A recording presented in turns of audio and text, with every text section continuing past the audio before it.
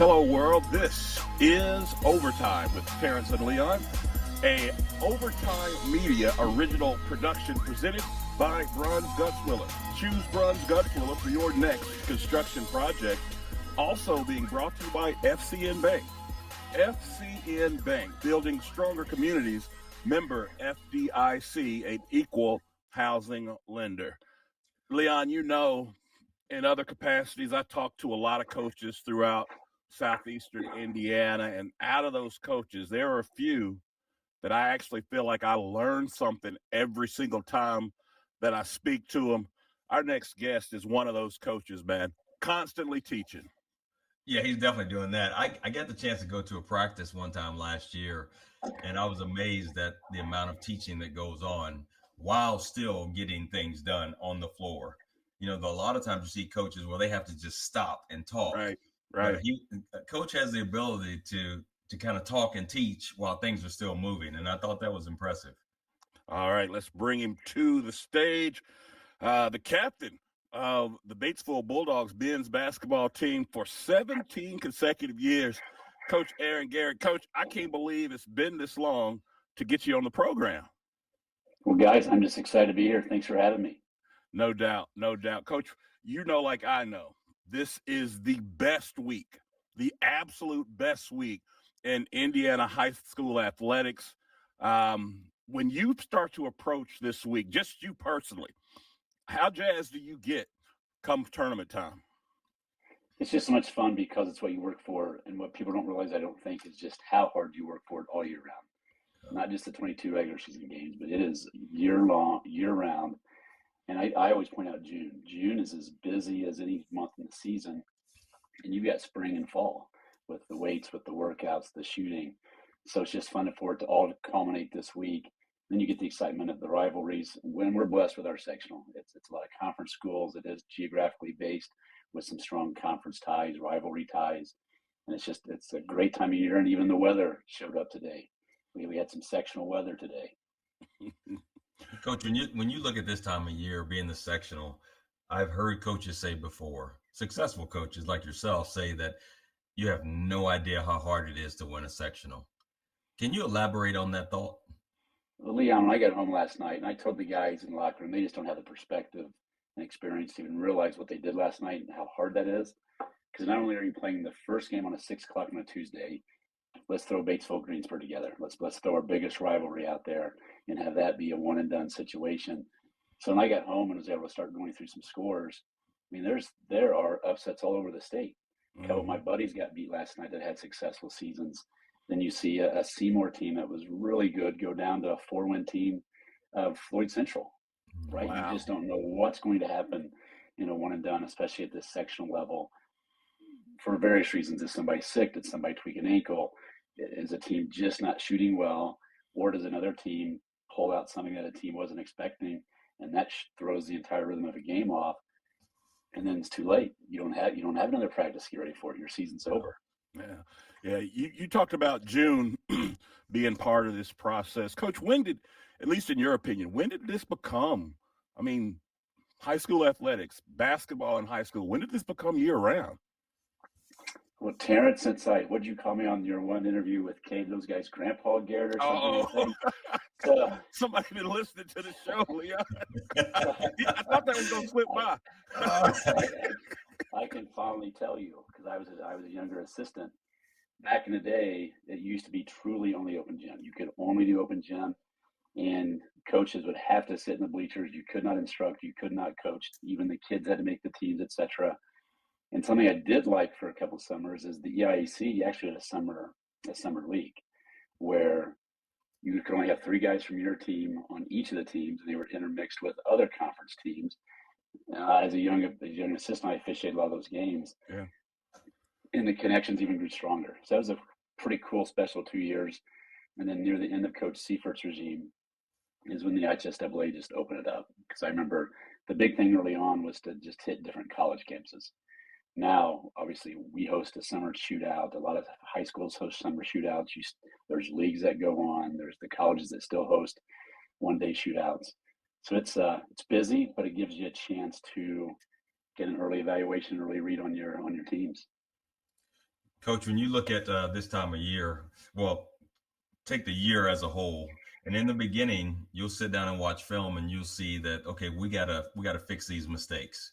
When you get to this point in the year, and you sit down and watch film like last night, are you thinking, oh, we got to really go fix these mistakes? Or are you thinking, let's just really focus on what we do really well?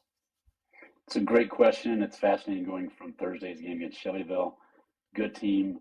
I thought we gave away a win, but we learned some things, and you saw it displayed last night as you watched back film. And something as simple as jump stops, pivots, doing things with 2 hands and 2 feet. We got away from some of that in the Shelbyville game, cost us some possessions. And we only had eight turnovers last night. If we stay single digit turnovers, I think we're going to be a tough out at any level in the tournament, just how we can score it, how we can shoot it. And the guys on the defensive end, some mistakes we made against Shelbyville just a game ago, our last regular season game, we were able to fix some communication, some slides, refocus. And quite honestly, after watching some more Greensburg film and after our performance against Shelbyville, we made some last minute tweaks defensively that really paid off in last night's win over Greensburg. Look, I'm gonna explain this for you, Leon, so you know. Coach was saying that I referred to him as Grandpa Garrett. But see, what the question on the floor was, we were talking about the locker room, which locker room was liver, and Evan was saying that his locker room was liver than the basketball locker room, and I was just saying Uncle Evan versus Grandpa Garrett. That's all that was. That's all. Well, I mean, when you look at the number of years, I mean, Coach, can't really argue with him. That's the only part of the interview I remember. Is that was thrown out there. But I'll give you some grace. I coached football for several years too, and there's no doubt a football locker room is more lively. There's a lot more dudes, hence a lot more going on. But in terms of what you've seen, Coach, as a head coach at Batesville, I can remember, and I don't know if he was just being salty because he'd lost his job, but I can remember longtime Pacer guard Mark Jackson.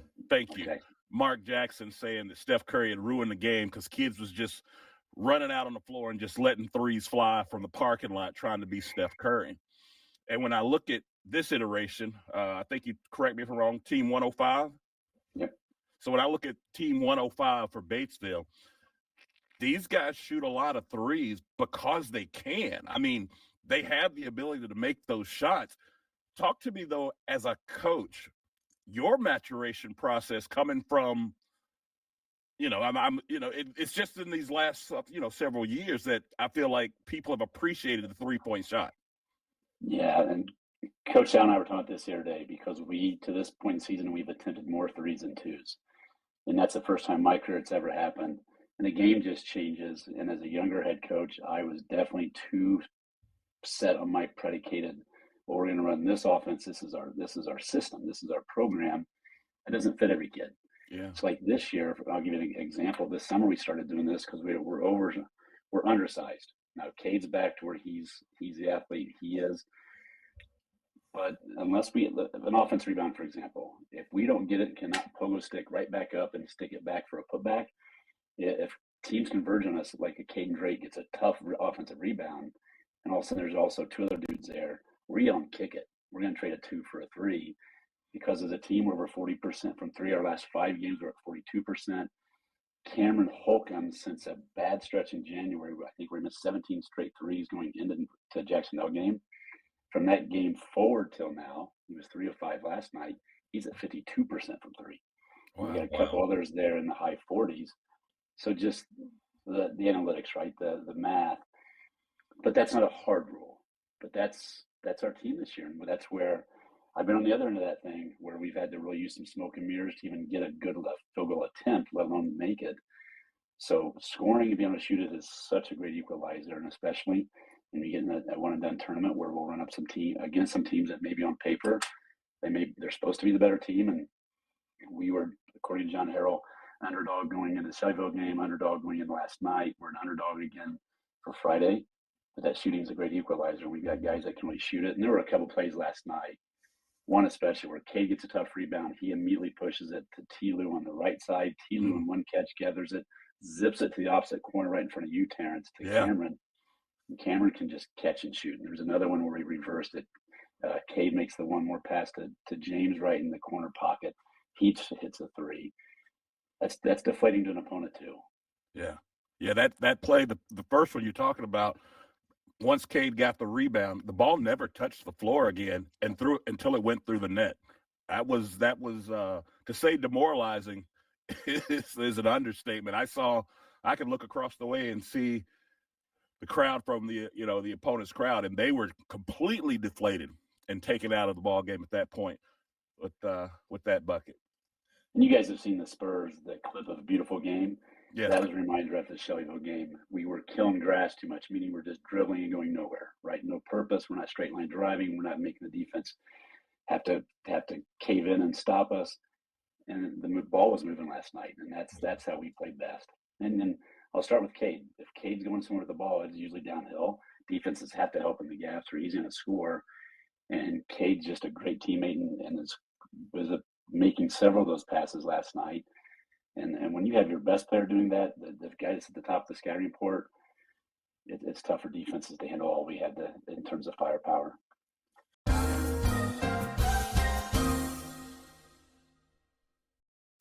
Bruns Guts Willer is the right choice for your next construction project. We strive to deliver unparalleled service to our clients by focusing on craftsmanship and quality. Our core values of integrity, professionalism, and fair pricing all but ensures our clients receive the best possible experience. Whether it's commercial construction, remodeling an existing space, or even building a luxurious home, we offer a comprehensive suite of construction management services. So before you break ground, give us a call at 812-934-2105. Bruns Guts Willer, building a better future for southeastern Indiana for over 100 years.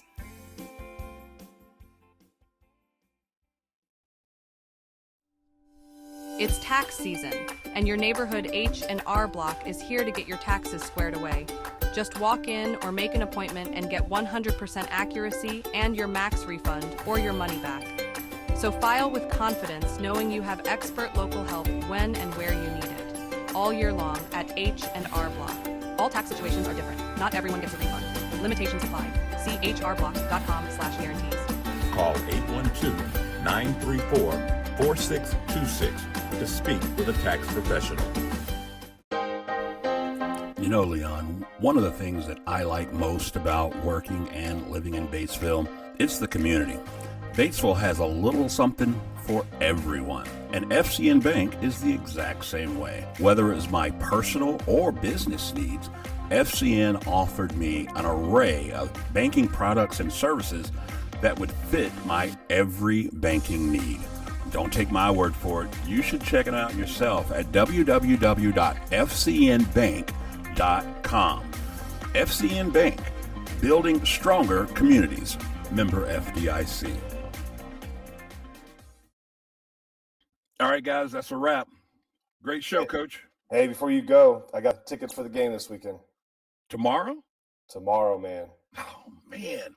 I can't go, man. Family's out of town. I got to watch the dog. What? Well, call April Meyer over at Daisy's Doggy Daycare. What? Yeah, Daisy's Doggy Daycare, man. Hold on a second. Let me Google that. Oh, Daisy's Doggy Daycare. She's got her own website. Matter of fact, here's the phone number. I want to call them at 812-932-7877. Why do you like it so much? Oh, man, she is awesome. She's personable. She's going to take care of you, communicate with you while your dog's there.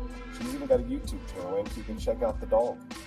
That's legit. But what if they're closed up here in Batesville? Hey, she's got one in Greensburg, too, man. Oh, snap. All right, let's make it happen. Daisy's Doggy Daycare in Batesville and Greensburg.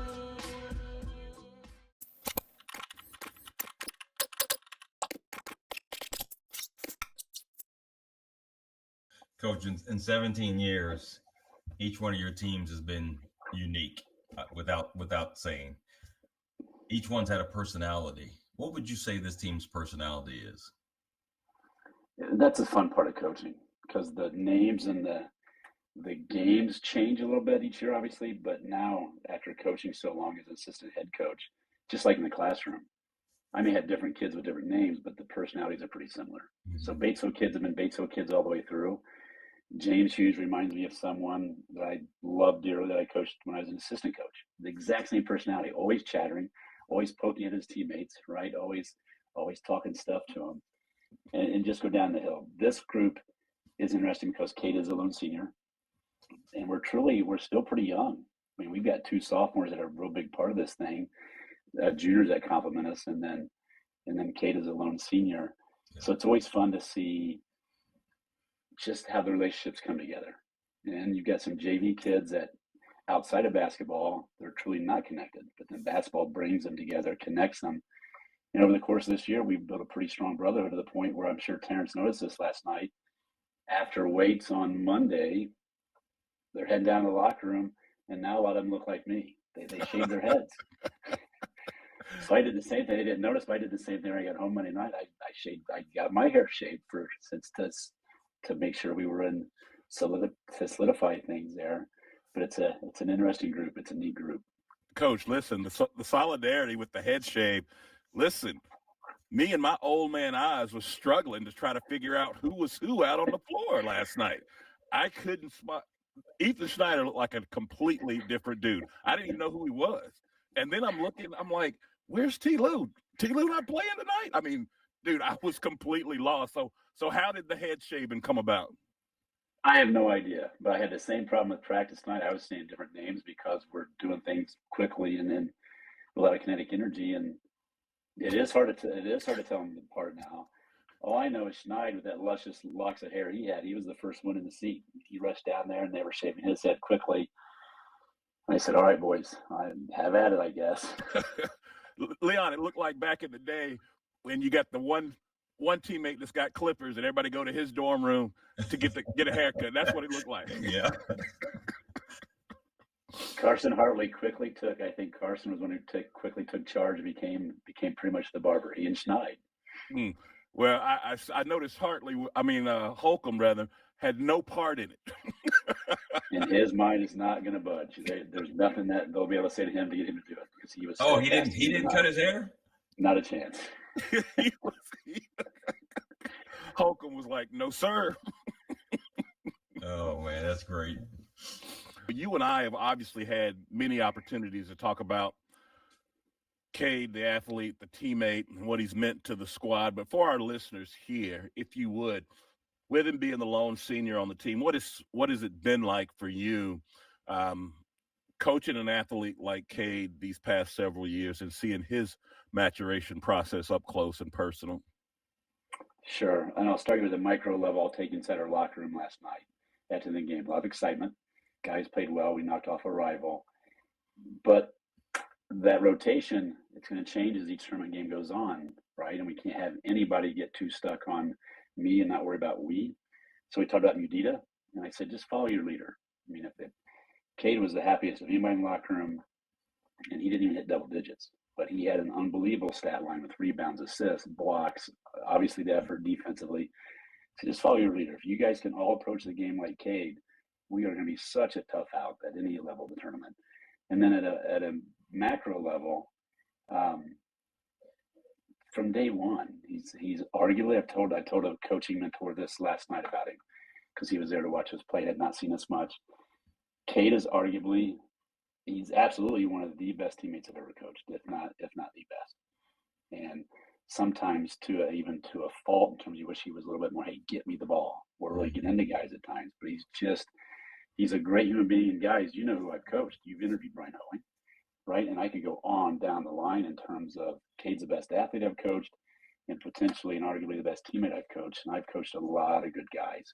So that is rarefied air for Cade Kaiser. Like you guys said, now he's doing it as a lone senior. I mean, that senior class is awesome, and Cade's really connected tightly with all his buddies, but they're not there going through the struggle of the basketball season with him. So that just makes it even more impressive because a lot of those other guys, they had tight groups that went through. Coach, before we let you go, I do want to ask you this matter-of-factly. What's got to happen here on Friday night to get a chance to play on Championship Saturday? I watched a lot of James County film last night, this morning, and this evening. They're good. The kid scored average about 26 a game. He was part of their really successful season 2 years ago. They were just unbelievably good and got deep in the tournament. He is, and you guys will both appreciate this, he's always on, meaning he can score it, he can shoot it from deep. If you make a mistake in our zone, if our hands are down, he's going to zip a pass through there. His vision is incredible.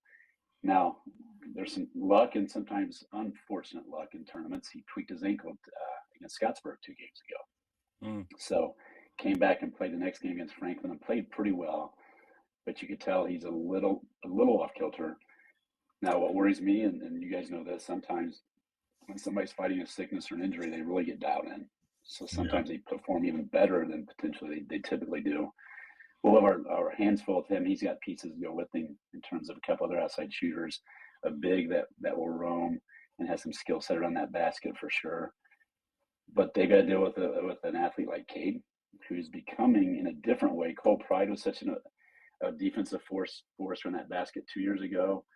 Cade's not 6'9", but man, he's blocking shots left-handed and right-handed. He's getting about 3 or 4 a game right now. So that next level athleticism and that quick twitch reaction is back in full go. So their hands full with him, and then as we space guys, and we're gonna have to have a little bit of luck. If we're hitting shots, we absolutely can knock them off. They are, I wouldn't say they're as good a team as Shyville, but if we let Kent get going and can't get him stopped, that'll be a problem. Yeah, Coach, one of the things we talk about on this, we've always tried to give people an idea of what's behind the scenes. Being at sectional week and it's hectic and multiple games, how does your staff prepare for multiple opponents? And Leon, you talked about my practice earlier. Practices, I don't like practices where there's a lot of talking, then hey, let's go full speed again. A lot of talking, hey, let's go full speed again.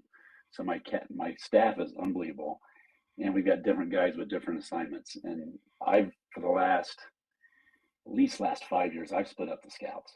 I watch every opponent, but each of the assistants have the scout. It's like Friday night it'll be Coach Allen's scout. Last night Greensboro was Coach Gherkin's scout. But with sectional week, obviously we're hypersensitive to it, where now everybody's also watching the primary opponent.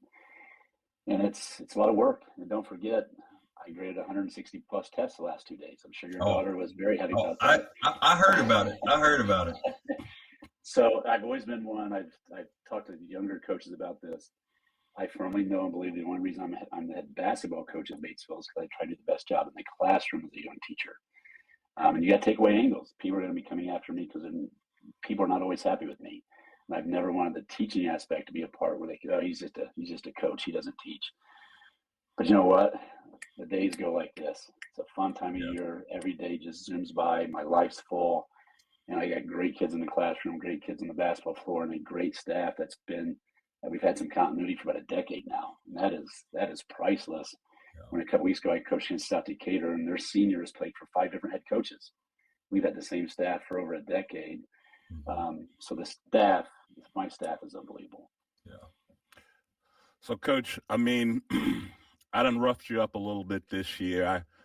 I gave you a hard time about the number of wins early on, and now this Grandpa Garrett comment has gotten out there on it too. So normally we would end this segment here with a hard hitting question for you, try to pin you down. I'm not going to do that. I'm not going to do that this time. Instead, I want you to look behind you there and tell us about this hardware, all of this hardware you got back on the cabinet behind you. I'm going to try to keep doing that with some of my piles of stuff going.